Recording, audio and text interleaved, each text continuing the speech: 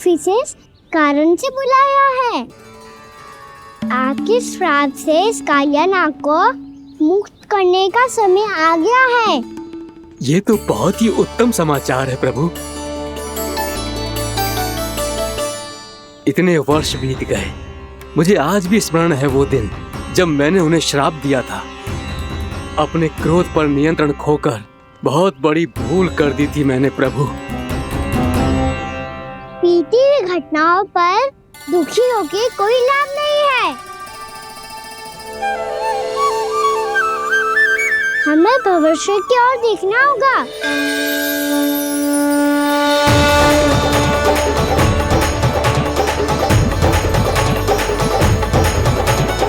आदेश कीजिए प्रभु, क्या आज्ञा है आपकी? जब मैं कालिया नाग का सामना करने जाऊं, तो आप यही रहेगा। आपको अपने आप पता चल जाएगा कि कब क्या करना है।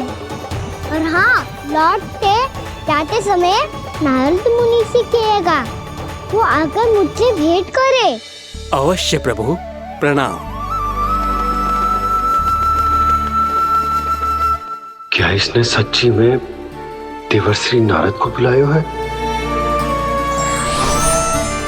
नारायण नारायण, आपको संदेश भेजने की आवश्यकता नहीं थी। आप स्मरण करते और मैं चला आता। तुम्हारा कल्याण हो नारद।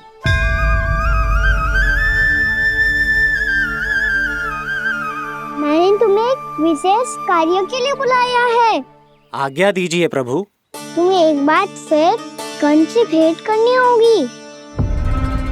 विचार कीजिए महाराज, क्या आप बिना किसी शंका के कह सकते हैं कि कौन सी पंखुड़ी पहली है और कौन सी आठवीं? उस दुष्ट से भेंट करना स्वयं कीचड़ में उतरने के समान है प्रभु। कमल पुष्प प्राप्त करना हो तो कीचड़ में उतरना पड़ता है नारद। आपका आदेश तो मैं स्वप्न में भी नहीं टाल सकता प्रभु। कंस कालिया नाग के बारे में जान गया है, पर वो उसका सामना करने का साहस नहीं कर पाएगा। मैं आतुर हूँ प्राप्ति, मूर्ख नहीं। मेरी बुद्धि फिर नहीं गई है। मैं स्वयं उस कालिया जैसे महाविषैले सर्प के सामने खड़ा हो जाऊं और अपने ही काल को आमंत्रित कर लूं। तो फिर अपने लाभ के लिए उसका प्रयोग करने का कोई और उपाय सोचिए स्वामी। कुछ ऐसा कीजिए कि यमुना नदी का पूरा जल विषैला हो जाए और वृंदावन वासी उसका उपयोग करे, और आपका काल कहलाने वाला वो बालक स्वयं काल के गाल में चला जाए। उत्तम उत्तम सुझाव है प्राप्ति। अब मुझे उस कालिया तक पहुंचने का मार्ग ढूंढना होगा। उसको विवश करने का कोई उपाय ढूंढना होगा, क्योंकि व्यक्तिगत रूप से उससे भेंट करना असंभव है। असंभव। आप सही कह रहे हैं प्रभु। कंस में उतना सामर्थ्य नहीं कि वो कालिया नाग का सामना स्वयं कर सके। वैसे तो कालिया गरुड़ देव का भी सम्मान नहीं करता, तो फिर वो कंस का सम्मान क्यों करेगा भला? नहीं करेगा, पर कंस तुम्हारा सम्मान अवश्य करेगा नारद। तुम्हारी बातें भी सुनेगा और मानेगा भी। ये मेरी योजना का बहुत ही महत्वपूर्ण भाग है। तुम कंस के पास जाओ और कहो कि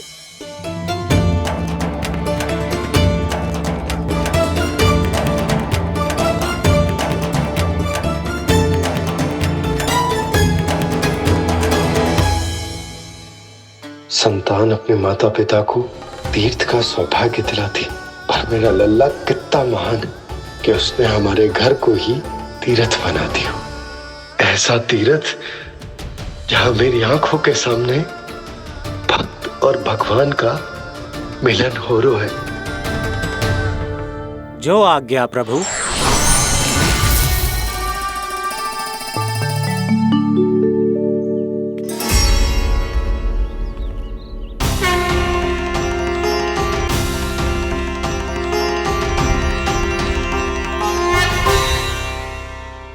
बाबा,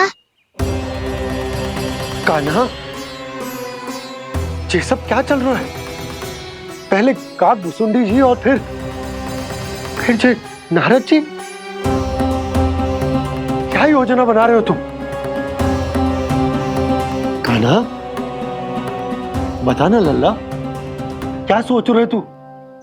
कान्हा देख, अगर तुझे अपने बाबा को ना बताना हो ना, तो अपने भक्त को बता दे। क्या सोच रहे हो लल्ला? क्या करने वाले हो आप?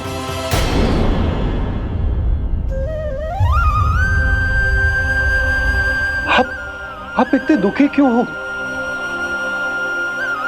कान्हा, कान्हा, क्या होगा? क्योंकि मुझे आभास हो गया है बाबा, समय आने वाला है। कौन सा समय आने वाला है लल्ला? शीघ्र सब कुछ बदलने वाला है। भैया को मेरा सत्य पता चल जाएगा बाबा।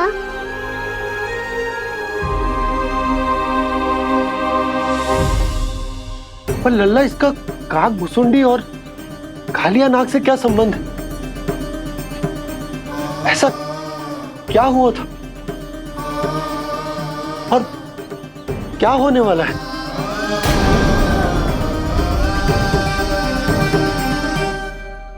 जो होने वाला है बाबा, उसका संबंध उससे है जो सैकड़ों वर्ष पहले हुआ था। महर्षि भृगु के एक वंशज थे वेद शिरोमणि, जो विंध्याचल की पहाड़ियों में साधना कर रहे थे। तभी वहाँ अश्वशिरा नाम के एक दूसरे मुनि आमंत्रण के बिना ही आ गए। कितना सुंदर और शांतिपूर्ण आश्रम है। यहाँ प्रभु की साधना करने में बहुत आनंद आएगा। शीघ्र ही अश्वशिरा मुनि उपस्थिति के कारण होने वाले व्यवधान से बाध्य होकर वेद शिरोमणि ने अपनी आंखें खोली। कौन हो तुम और यहाँ क्या कर रहे हो?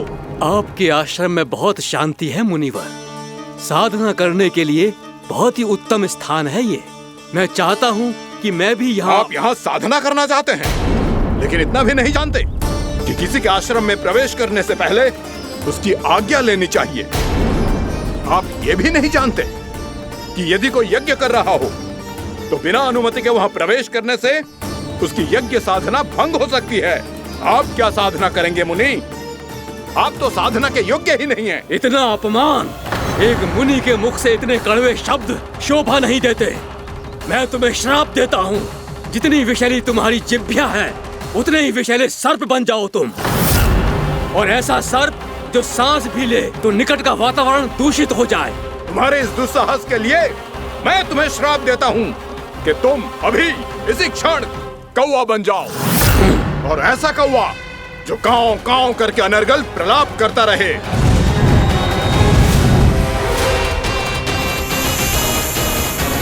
ये मैंने क्या किया? ये मैंने क्या किया? क्रोध के कारण दोनों ने एक दूसरे को श्राप दे दिया। पर दोनों ही मेरे भक्त थे, और भगवान होकर मैं अपने भक्तों को इतनी कठिनाई में कैसे देख सकता था।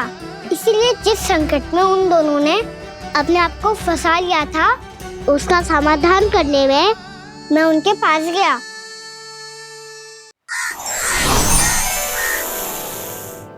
देखिए ना प्रभु, ये क्या हो गया हमसे। हमारी रक्षा कीजिए प्रभु, मार्ग दिखाइए हमें। क्रोध पर नियंत्रण ना होने के कारण आप दोनों ने एक दूसरे को बहुत ही भीषण संकट में डाल दिया है। अब दोनों ही तपस्वी, तप के बल से दिए गए आपके श्राप को लौटाना भी संभव नहीं है। प्रभु, कोई तो उपाय होगा, हम आपके शरण में हैं प्रभु। अपराध तो हमसे हुआ है प्रभु, पर अब आपसे ही आशा है। कुछ ऐसा कीजिए भक्त वत्सल, जिससे हम दोनों के श्राप का प्रभाव कुछ कम हो जाए। आप दोनों ही मेरे भक्त हैं, इसलिए आपकी पीड़ा का निवारण करने का एक उपाय है मेरे पास। वेद शिरोमणि, जब आप कालिया नाग बनेंगे तो आपको मेरे चरणों को अपने शीश पर धारण करने का सौभाग्य मिलेगा। और अश्र शिरामुनि, आप काग योनि होने के बाद भी आप श्रेष्ठतम ज्ञान और सर्वाधिक यौगिक सिद्धियों के स्वामी होंगे और प्रवचन दिया करेंगे। इसके बाद अश्वशिरा मुनि काकभूषुंडी बन गए, जिन्होंने आगे चलकर स्वयं गरुड़ देव को रामायण सुनाई। और मुनि वेदशिरा, महर्षि कश्यप और देवी कैत्रियों के पुत्र कालियानाग बनकर जल में। और अब वही कालियानाग जमराज में, जिनके कारण जानकी के प्राण लगभग चले ही गए थे। अब कालियानाग को उचित स्थान पर भेजने का समय आ गया है बाबा। पर ये तो अच्छी बात है कान्हा, वेदशिरा मुनि को दिया हुआ तुम्हारा वचन भी पूरा हो जाएगा, जमुना जी की शुद्धि भी हो जाएगी। इस सब के बाद भी तुम दुखी क्यों हो? क्योंकि इसके बाद मैया के सामने मेरा रहस्य खुल जाएगा बाबा। उन्हें पता चल जाएगा कि उनका बालक कोई साधारण बालक ना है। भविष्य में जो होने वाला है उसे सबके सामने घटने से रोकना मेरे लिए भी संभव ना होगा। मैया को सब पता चल जाएगा। क्या पता चल जाएगा रे मुझे?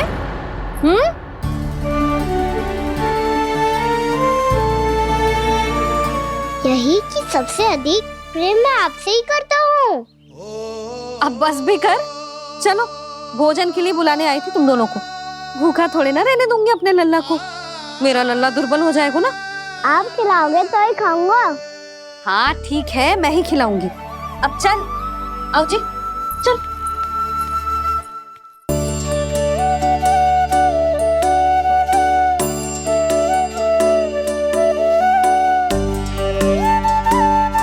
मैया खेलो ना मेरे साथ।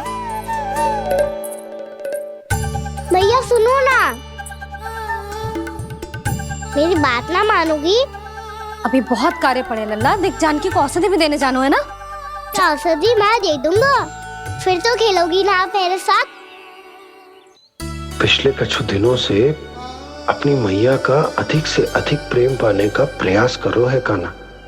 इसका तो एक ही अर्थ हो सकता कि कछु बहुत बड़ो होने वालों है। कान्हा रुक जा लल्ला। कान्हा क्यों तंग कर रहा है? मैया को पहन लेना। कान्हा, कान्हा, ये क्या करो तूने?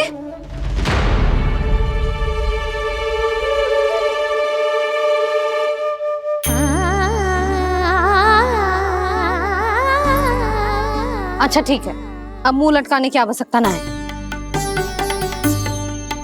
ये ले।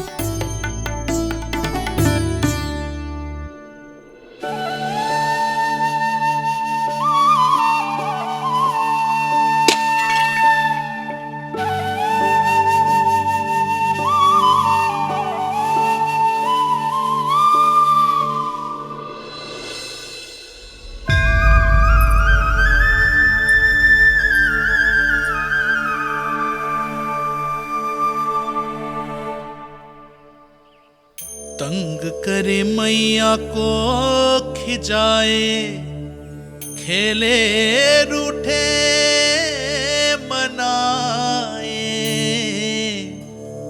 लीला अनोखी करके शरारत, कान्हा दंड भी पाए।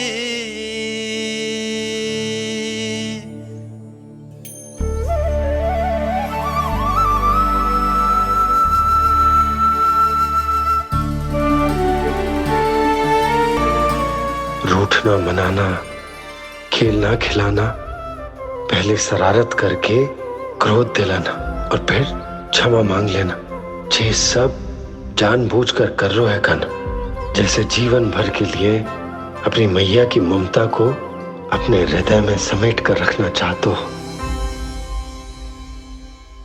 कैसे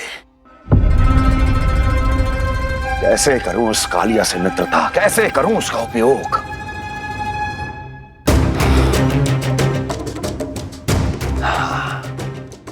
उस पर आक्रमण कर देता हूं और उसे किसी ना किसी तरह से यह विश्वास दिला देता हूं कि ये आक्रमण उस विष्णु अवतार ने किया है। फिर वो क्रोध में आकर सारे वृंदावन वासियों को अपने विष से समाप्त कर देगा। उचित है, ये उचित है। नारायण हरि, नारायण हरि।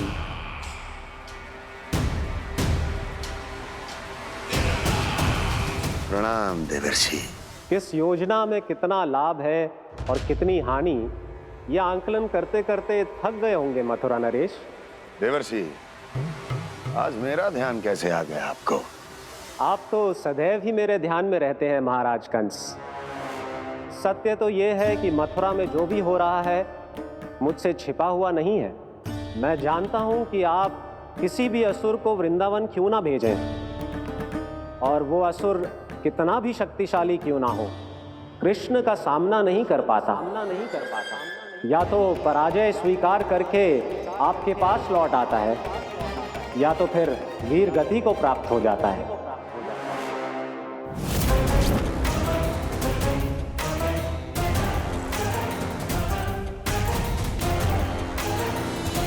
वाह, मुझे मेरी असफलताएं स्मरण कराने आए हैं, मेरे घाव को खुरेदने आए हैं, उन पे नमक छिड़कने आए हैं। मित्र को शत्रु समझने की भूल मत कीजिए महाराज कंस। मैं तो आपकी सहायता करने आया हूं। हाँ, और मेरी सहायता। कृष्ण विष्णु अवतार है, आप विष्णु के भक्त हैं। मैं हूं विष्णु द्रोही, फिर भी तो आपके आराध्य को हानि पहुंचाना चाहता है, उसकी सहायता करना चाहते हैं आप। क्या आप निश्चित रूप से कह सकते हैं कि आप ब्रह्मांड के सभी नियमों को अच्छी तरह समझते हैं? अवश्य। आपके लिए बस इतना ही जानना पर्याप्त होगा कि मैं जो कुछ भी कर रहा हूं उसके लिए मेरे व्यक्तिगत कारण हैं। मैं तो बस आपके हित में पिछली बार की तरह एक सुझाव लेके आया था, पर यदि आप मेरा सुझाव सुनना भी नहीं चाहते तो आपकी इच्छा। नारायण हरि, नारायण हरि। कारण चाहे जो हो, इनके पिछले सुझाव के कारण ही आज मेरे शत्रुओं की संख्या कम है। अन्यथा मैं देवकी के अन्य पुत्रों को भी जीवित छोड़ देता, और आज वो सब अपने भाई के साथ मिलकर उसकी शक्ति को अनेक गुणा बढ़ा देते। ठहरिए देवऋषि।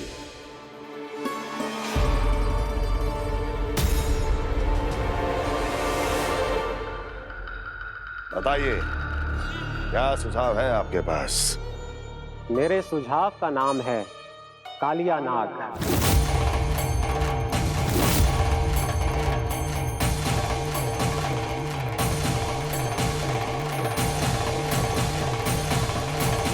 उसके विषय में मैं जानता हूं देवर्षि। तो समस्या यह है कि मैं स्वयं उससे मिलने नहीं जा सकता, उससे भेंट नहीं कर सकता। उस कृष्ण की हत्या के लिए उसको वृंदावन जाने के लिए तैयार नहीं कर सकता। तो मत जाइए उसके सामने, और ना उसे भेजिए कृष्ण के सामने। हर बार आप किसी न किसी असुर को अपने शत्रु के क्षेत्र में भेजते हैं, जहां शत्रु उसका सामना करने के लिए पूरी तरह से तैयार होता है और आपका असुर मारा जाता है। इस बार शत्रु को युद्ध स्थल चुनने का अवसर मत दीजिए महाराज। इस बार योजना का जाल ऐसे बुनिए कि कृष्ण स्वयं उसके पास जाने के लिए विवश हो जाए। कालिया नाग स्वयं काल है, मृत्यु का दूसरा नाम है। उसके विष का उपयोग अपने लाभ के लिए कीजिए महाराज। वैसे कालिया के विष की अधिकता का अनुमान तो होगा ही आपको।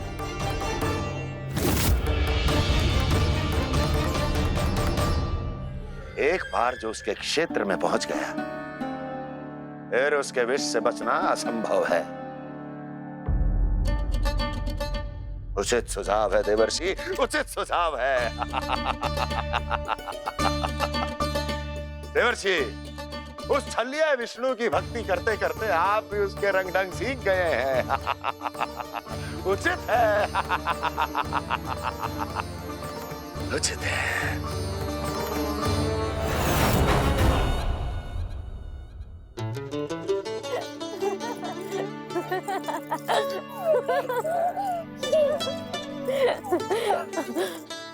बस बस, बहुत आनंद ले लियो लल्ला।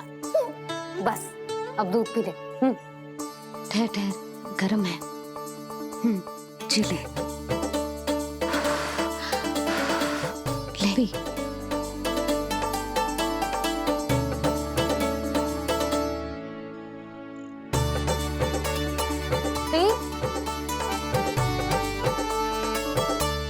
मैं ना होती तो ना जाने क्या होता तेरा। अपने आप दूध भी ना पी सकते है, भावला कहीं का। आपकी इस प्रेम के लिए तो मैं धरती पे आया हूँ मैया। मैं भी यही सोच रहा हूँ यशोदा कि तुम ना होती तो मेरा क्या होता। इसी बात पे थोड़ा दूध और कजू खाने को दे दो। अरे मैं तो भूल ही गई। तनिक ठहर जाओ जी, दूध पी लेना तो आपके लिए भी कछु ले आती।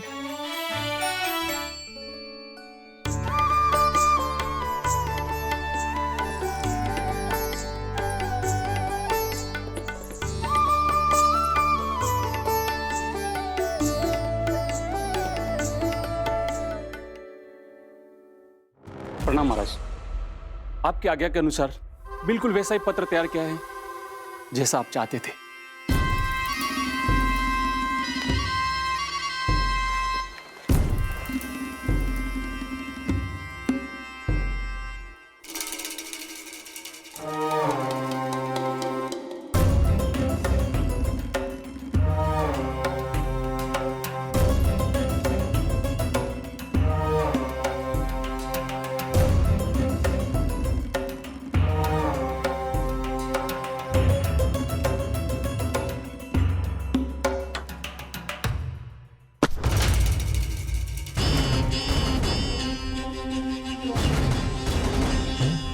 कृष्ण जन्म से लेकर आज तक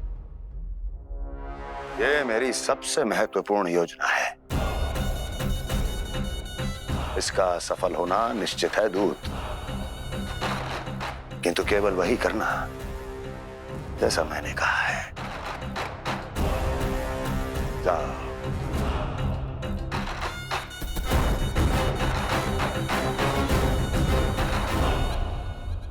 कान्हा,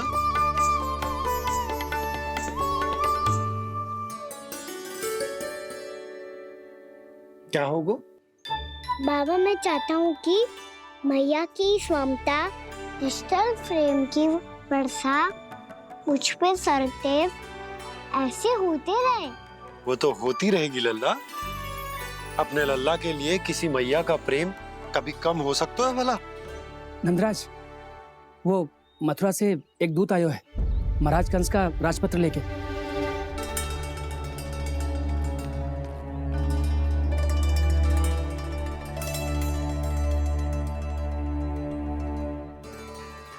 कान्हा अब क्या करने वाला है? तेरे बाबा कहाँ गए? हाँ? कंस मामा का खेल आरंभ हो गया है, पर मैया वो सब सुनेगी तो व्यर्थी चिंतित हो जाएगी। बस थोड़ा बाहर गया मैया, कछु खा लिए से। बाहर इस समय? मैया क्या होगा? मैया देखो ना, पीठ पे कुछ हो रहा है। मेरा हाथ ना पकड़ो, आप करो ना। यहाँ? क्षमा करना मैया, पर अभी बाबा को ही संभालने दो ये सब। कहिए, क्या संदेश लाए हैं आप? नहीं नंदराज नहीं। महाराज कंस का आदेश है कि यह संदेश सभी गांव वालों के साथ ही पढ़ा जाए। ठीक है, मैं गांव वालों के सामने पढ़ दूंगा, पर मुझे तो दीजिए पढ़ने के लिए। महाराज की आज्ञा का पालन करना आपके लिए भी आवश्यक है नंदराज। सभी गांव वासियों की सभा बुलाइए। बंसी, सभी गांव वालों की सभा बुलाओ। राजपत्र में ऐसा क्या संदेश भेजो है कंस ने? अब मेरे पत्र को पढ़कर सब भौचक्के रह जाएंगे। और वो कृष्ण, उस कृष्ण के पांव के नीचे से तो भूमि खिसक जाएगी, आकाश फट पड़ेगा, बिजलियां गिर जाएंगी। प्राप्ति, ओ प्राप्ति, कंस का पुत्र स्वयं को बहुत अधिक शक्तिशाली समझता है ना वो। अब देखता हूं कैसे वो इस महासंकट का सामना करता है। वो कृष्ण, वो अपनी मृत्यु स्वयं चुनेगा या मृत्यु की वेदी पर चढ़ा देगा प्रिय वृंदावन वासियों को।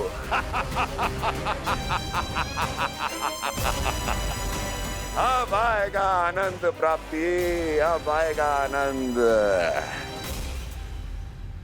सबको इकट्ठा करवा के ही पढ़वाएगो। अवश्य ही कोई विशेष संदेश दिया होगा कंस ने। मैं भी यही सोच रही हूँ सुलक्षणा जी, कछु ना कछु तो विशेष है, और जे हो क्या सकता है।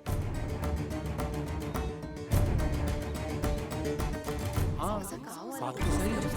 ऐसा कहाँ हो सकता है? सभी गांव वासियों के सामने कहा जाए, कछु तो विशेष अवश्य लग रहे हैं। बाहर तक कोलाहल क्यों हो रहा है? मैया, मैया, अब क्या होगा? मैया देखो ना, सर पे कछु हो रहा है। लल्ला, नारायण ने तुझे हाथ दिए हैं ना? पीठ की बात अन्य थी। अपने सिर की सेवा स्वयं कर। सर पे तो हाथ पहुंच रहा है ना?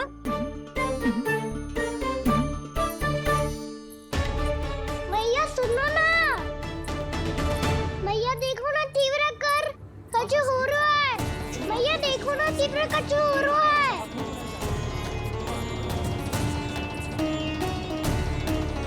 सब लोग आ चुके हैं, अपना संदेश सुनाइए आप। गोपराज नंद और सभी वृंदावन वासियों को सूचित किया जाता है कि मथुरा अधिपति और आप सभी के महाराज कंस ने कल सुबह भव्य पूजा का आयोजन किया है। इसके लिए राज्य को वृंदावन के क्षेत्र के निकट यमुना नदी के मध्य में खिलने वाले 1 कोटि कमल के पुष्पों की आवश्यकता है।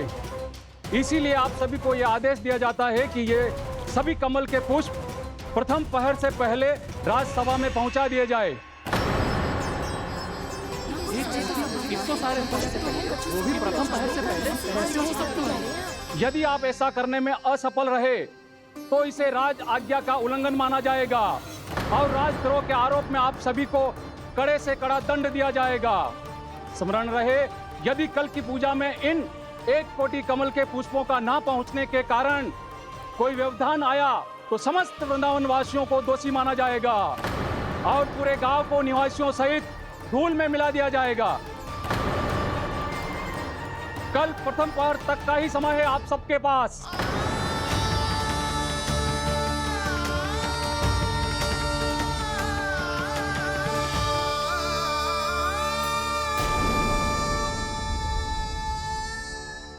एक कोटि कमल पुष्प, वो भी कल प्रथम प्रहर में? ऐसे कैसे संभव है? और कोई साधारण पुष्प ना, यमुना नदी के मध्य खिलने वाले विशेष कमल के फूल चाहिए उन्हें। लेकिन यमुना नदी में तो कालिया नाग ने विष घोल के रखा है, तो फिर कैसे हो पाएगा? यह संभव है। हमारी मृत्यु का संदेश भेजा राजा कंस ने। सदैव की भांति इस समस्या पर भी गांव के बड़े ही विचार करेंगे। बालकों का यहाँ होना उचित ना है।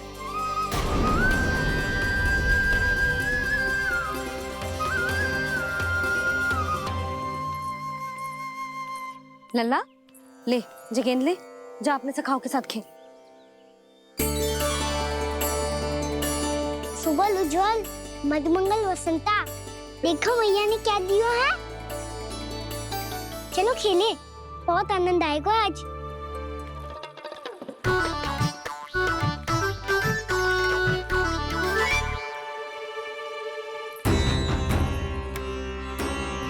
भानु, बंसी, जाओ और शीघ्र ही वो घेरे का कार्य समाप्त करो।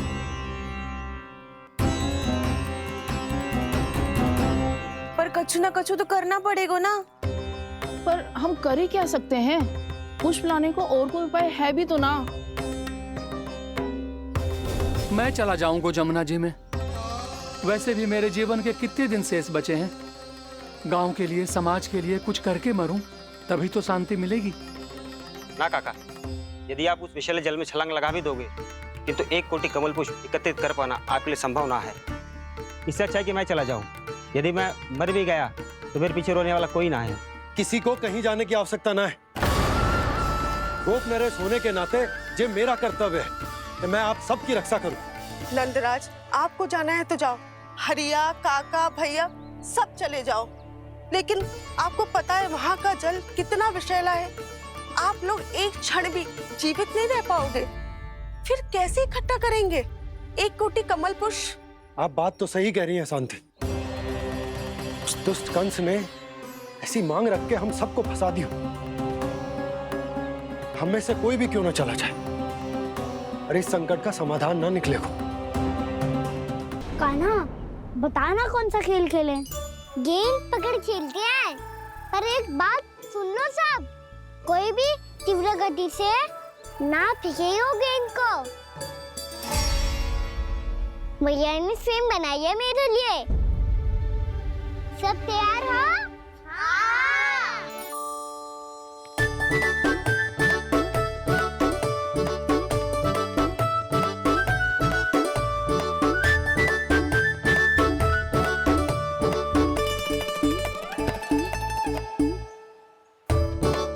मुझे दो।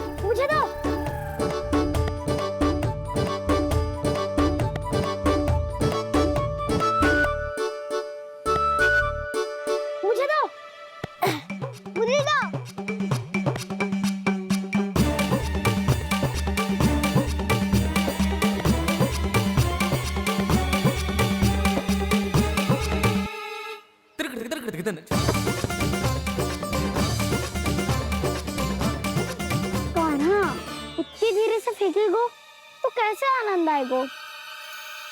थोड़ा बल लगा के फेंक।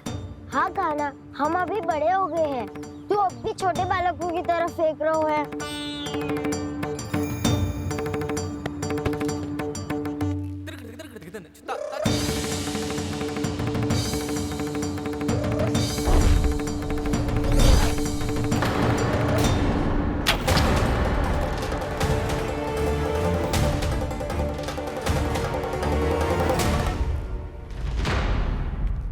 दीदी जी क्या करो कान्हा, गेंद तो डूब गई।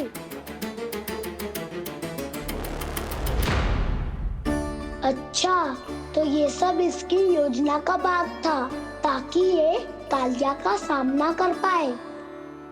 तुम सबने तो कही थी तीव्र गति से फेंको, देखो फिकवा दी ना मेरी गेम मुझसे नदी में।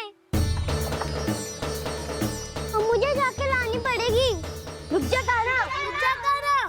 जे क्या बोल रहे थे कान्हा? इसमें तो बहुत संकट है। कोई भी संकट मेरी मैया का उपहार खोने से बड़ा ना है। बहुत प्रेम से बना के उन्होंने दी थी। हे नारायण, कोई उपाय समझ में ना आ रहा है। मैया, हम कैसे करेंगे हम अपने गांव की रक्षा? कीड़े पड़ेंगे उस दुष्ट को। यदि उसके कारण किसी के प्राण चले गए तो कौन सा फल मिलेगा उसे इस पूजा का?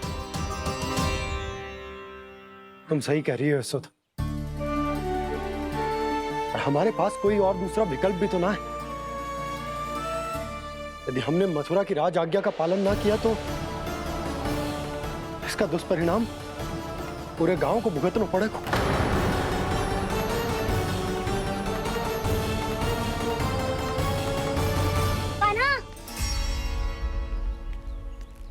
पता है कि तू भगवान है, दिव्य है, बहुत शक्ति है तुझ में। पर फिर भी हम तुझे विषैले जल में ना जाने दे सकते। कुछ होगा तो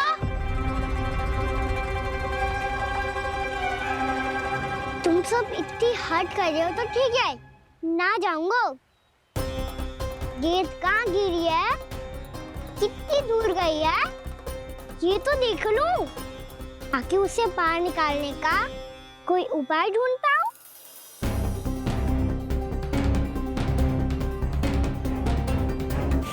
हाँ।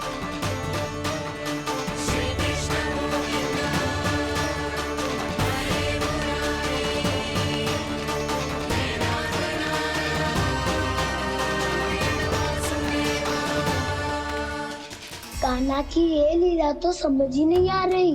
पहले इसने देवश्री नारद को मथुरा जाकर कंस को भड़काने के लिए कहा, फिर स्वयं ही दुखी भी हो गया कि अब इसका रहस्य सबके सामने खुल जाएगा। और अभी स्वयं ही तो इसने कहा था कि गेंद बहुत महत्वपूर्ण है, फिर स्वयं ही उसे नदी के विषैले जल में फेंक दिया।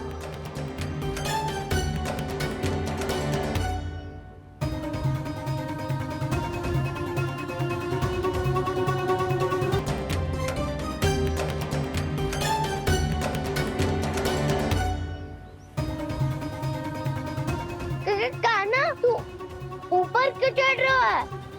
अरे ऊंचाई से देखूंगा तभी तो गेंद दिखेगी।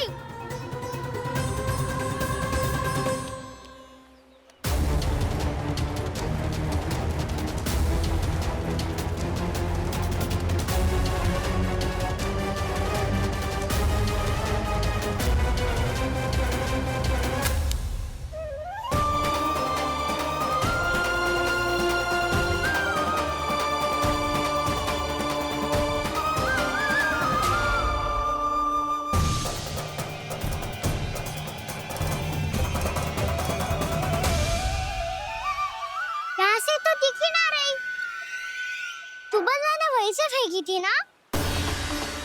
ना, वहाँ से फेंकी थी। कहाँ से? नहीं कहना वहाँ से। समझ ना आ रहा, ठीक बताना कहाँ से फेंकी थी?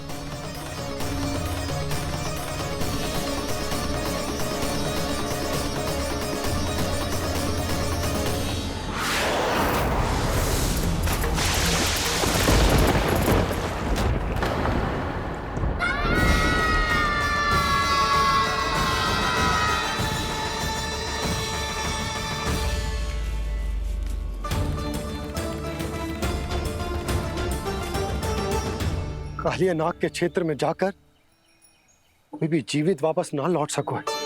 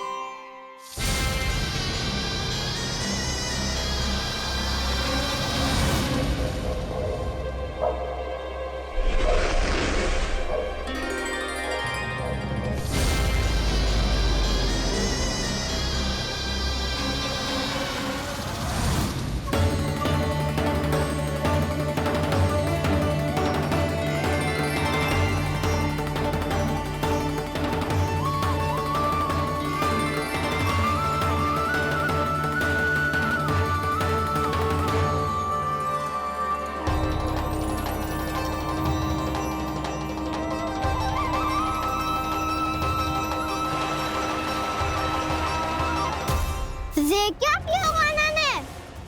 कालिया नाग तो उसे देखते ही निकल जाएगा।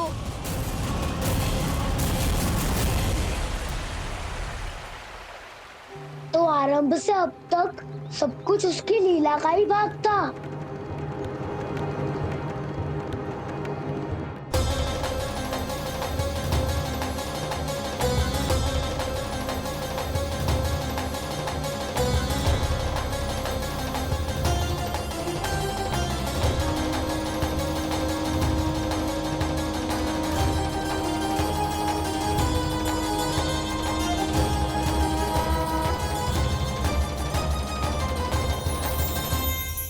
इतना सुंदर रूप, मनमोहने वाली मुस्कान, अद्भुत तेज और भगवान जैसी दिव्यता। कौन हो तुम? हाँ, तुम्हें देखकर तो हम सब सम्मोहित ही हो गए।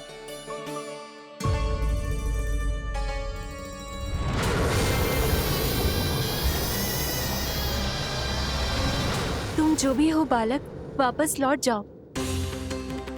हमारा हृदय तुम्हें ही देखते रहना चाहता है, किंतु यदि हमारे पति जाग गए तो तुम्हें अवश्य हानि पहुंचाएंगे। ये बहुत विषैले है बालक, कालकोट जैसे भयानक, इनके विष से तुम नहीं बच सकोगे। नंदराज, कालिया नाग के विष का प्रभाव बढ़ते ही जा रहा है। पहले 8 कोस तक उसके विष का प्रभाव था, अब तो 1 योजन से अधिक क्षेत्र में फैलो है। जल पीने के प्रयास से अनेक पशु मारे गए हैं और नदी के निकट के वृक्ष और वनस्पति सब नष्ट होने लगे।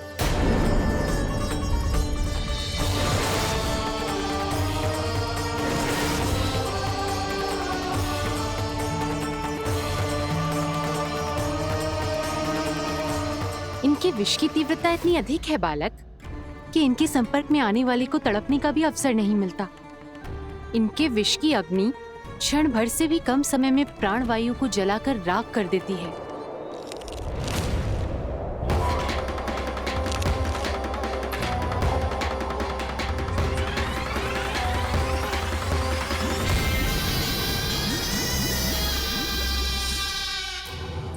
तब तो समस्या और भी गंभीर हो जाएगी। मैंने तो सुनो है कि कालिया नाग कम से कम 2 योजन लंबा है, सैकड़ों फन है उसके।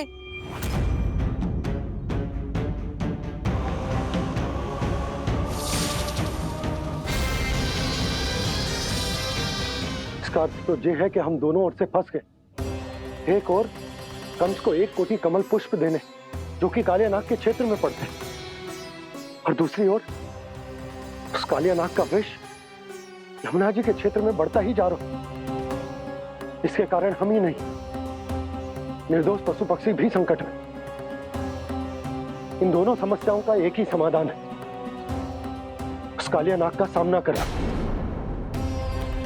और ये ना समझ आ रहा कि हम ये करेंगे कैसे, क्योंकि ये बात साधारण मनुष्य के बस की ना है। हमारे लिए ये असंभव है।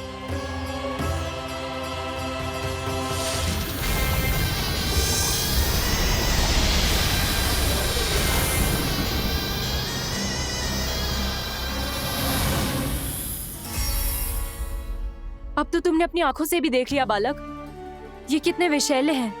नींद में भी विष उगलते हैं। इससे पहले कि तुम्हें कुछ हो जाए, चले जाओ यहाँ से, मान लो हमारी बात।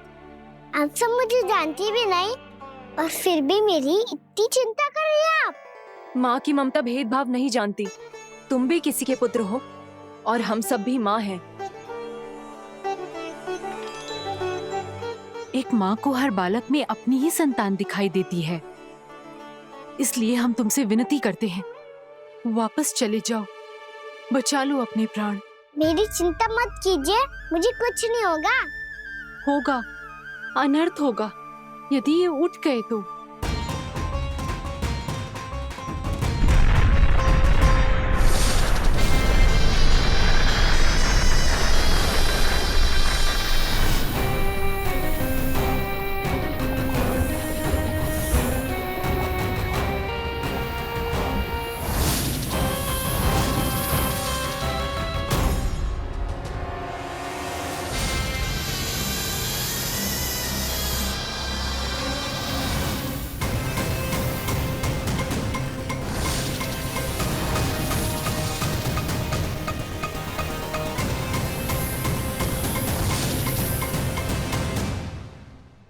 सामने होते हुए भी अपने इश्क को केवल वही देख सकता है जो अपना अभिमान त्याग चुका हो। पर पूर्व जन्म में मेरा भक्त होने के नाते मेरा सत्य स्वरूप देख पाने में मुझे इसकी सहायता करनी चाहिए।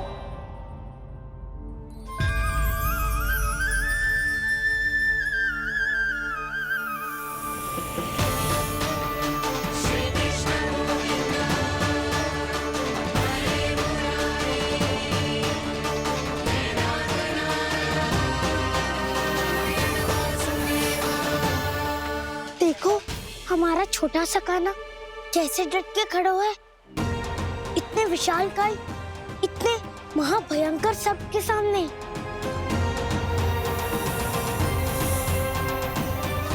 ये कोई भगवान नहीं है जो इसके सामने हाथ जोड़ रही हो तुम सब।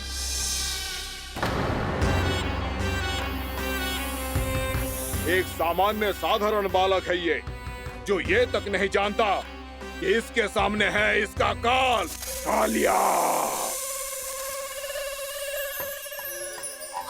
तू कौन है बालक?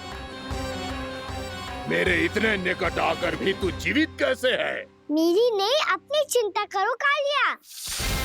बहुत मनमानी कर ली तुमने। अब बस मैं तुम्हें रोकना हूँ। अब बस मैं तुम्हें रोकना हूँ। मैं तुम्हें रोकना हूँ। बित्ते भर का है तू, मेरे विष के बारे में जानता ही क्या है? और कहता है मुझे रोकने आया है। किससे? किससे रोकना चाहता है तू मुझे? मुझे क्रोध दिलाने की भूल मत कर बालक। अपनी फुंकार से ही तेरी इस मुस्कुराहट को अंतिम मुस्कुराहट बना सकता हूं मैं। शीघ्र बता, कौन है तू और किसने भेजा है तुझे? तुम्हें आवाज भी है कि अपनी पुकारों से तुम कितना विष भूल चुके हो। पवित्र यमुना नदी को कितना दूषित कर दिया तुमने। और यही नहीं, तुम्हारे कारण निकट के जीव जंतुओं, वृक्ष, वनस्पतियों सबको हानि पहुंच रही है। तो क्या? मुझे उससे क्या?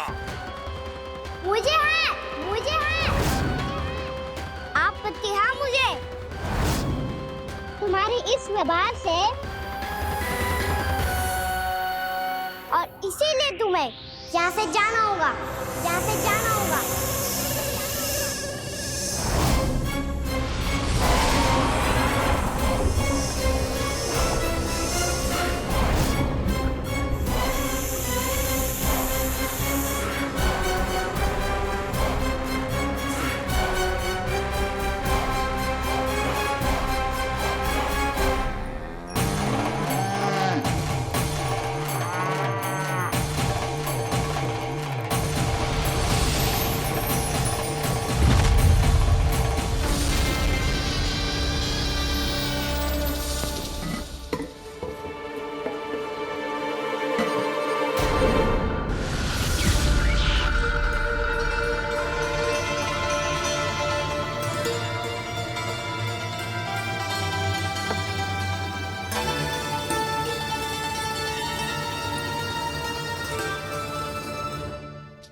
मुझे आदेश देने का साहस भी कैसे किया तूने?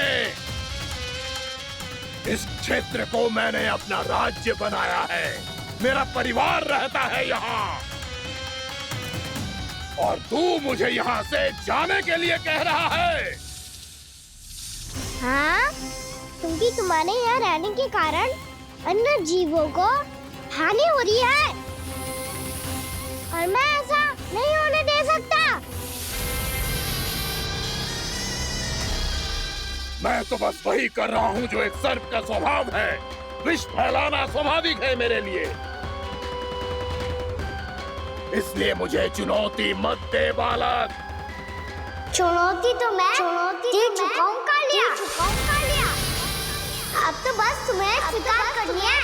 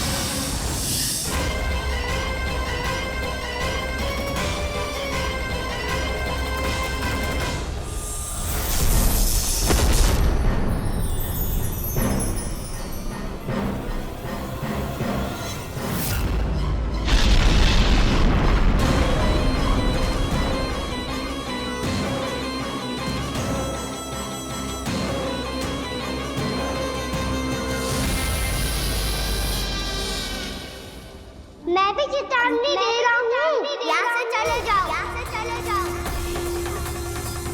अपनी भूल को पहचानो कालिया, तुम जो कर रहे हो अनुचित है।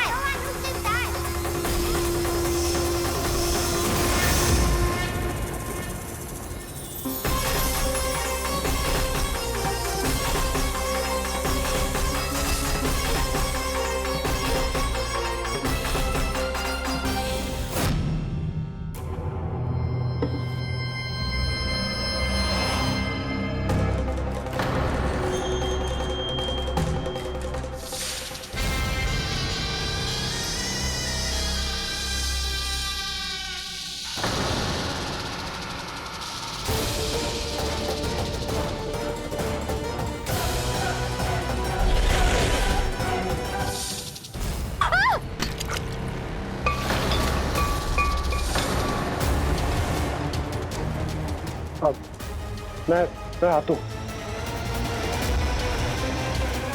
क्या हो गया सुधा? मुझे आवाज हो रहा है जी, कछु ना कछु गड़बड़ है। यशोदा, जो समस्या हमारे सामने है, हम सभी उसका समाधान खोजने में जुटे। तुम विश्वास करो, मैं कोई ना कोई समाधान अवश्य ढूंढ लूंगा। हम कैसे भी करके वो कमल के पुष्प उस कंस तक पहुंचा देंगे। नाना, समस्या उससे कहीं अधिक है, उससे कहीं अधिक बड़ी, उससे कहीं अधिक भयानक है।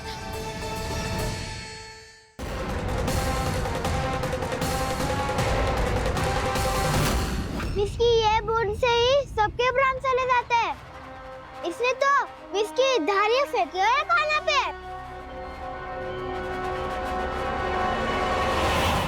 कान्हा कैसे बच्चे को अधिक विष से?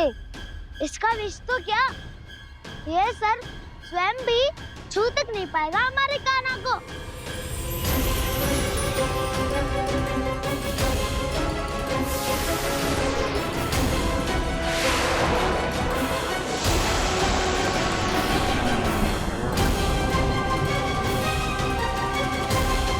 तुम्हारे सखा को, मेरे भाई को कोई हानि नहीं पहुंचा पाएगा। ये कान्हा का सत्य चाहे जो हो बलराम, पर अभी तो जो एक बालक ही है ना। देखो कैसे विष के कारण स्थिर हो गया है।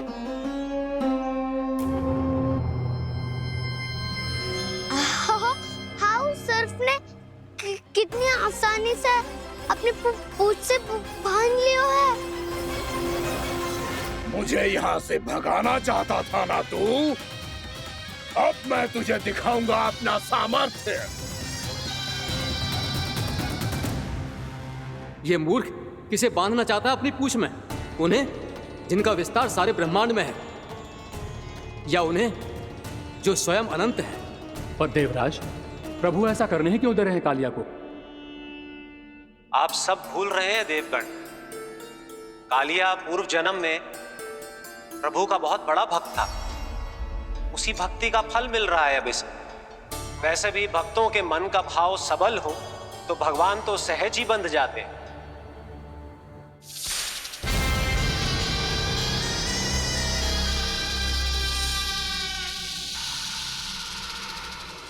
बलराम, तुमने ही तो कही थी कान्हा को कछु ना होगो।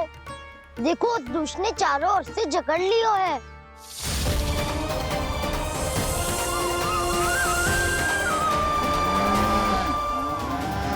ये क्या कह रही हो तुम? सुधा जी, क्या हुआ? घबरा क्यों रही हो आप? सुलक्षणा, मुझे आभास हो रहा है कुछ बहुत बड़ी अनहोनी हो गई है। नंदराज, नंदराज, नंदराज!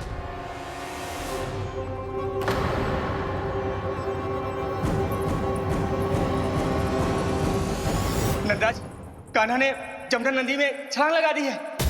कान्हा ने जमदग्नि नदी में छलांग लगा दी है। कान्हा ने जमदग्नि नदी में छलांग लगा दी है। कान्हा जमुना में कूद गया है। मुझे लगा था आज कछु गड़बड़ होने वाली है। मुझे आज कान्हा को ना जाने देना चाहिए था।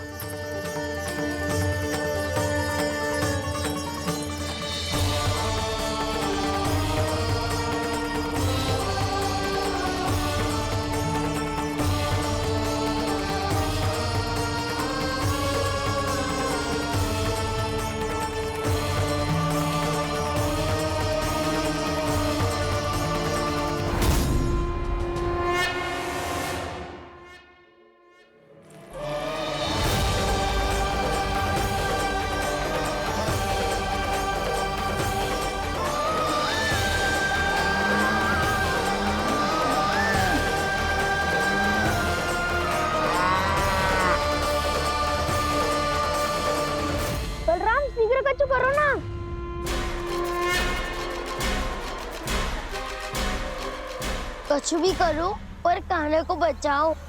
नाग बहुत भयंकर है, कान्हा अकेले ना संभाल पाएगा इसे।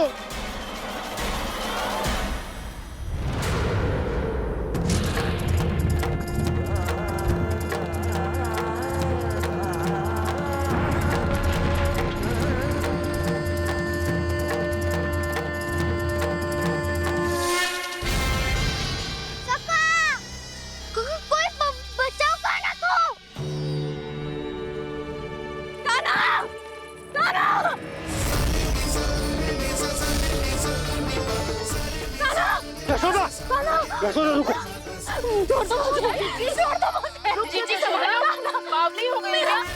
जीजी संभालो।